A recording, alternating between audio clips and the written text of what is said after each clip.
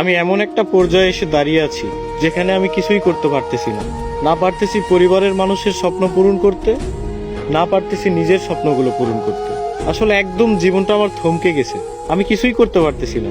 কি হচ্ছে আমার জীবনের সাথে, কেন হচ্ছে, এই হিসাবগুলো আমি মিলাতে পারতেছি না। বিশ্বাস করেন ভাই, প্রচুর পরিমাণে ডিপ্রেশন কাজ করতেছে ভিতরে।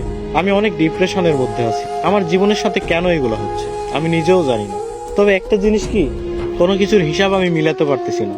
একটা সময় ডিপ্রেশন কি জিনিস জানতাম না, এখন জানতেছি। তবে একটা কথা মাথায় রাখবেন, ডিপ্রেশন বিভিন্ন ধরনের হয়। শুধুমাত্র প্রেম বিচ্ছেদের কারণেই যে মানুষ ডিপ্রেশনে ভোগে, বিষয়টা এমন না। সবচেয়ে ভয়ানক ডিপ্রেশন হচ্ছে ফ্যামিলি প্রবলেম। হ্যাঁ, এগুলো আপনারা বুঝবেন না। যারা মধ্যবিত্ত পরিবারের, একমাত্র তারাই বুঝবে। ডিপ্রেশন অনেক কঠিন একটা জিনিস। এখান থেকে সহজে কেউ বের হতে পারে না, কেউ ডিপ্রেশন কাটিয়ে উঠতে পারে না। তবে আলহামদুলিল্লাহ, ধৈর্য ধরে আছি, ভালো কোনো একদিন আসবে।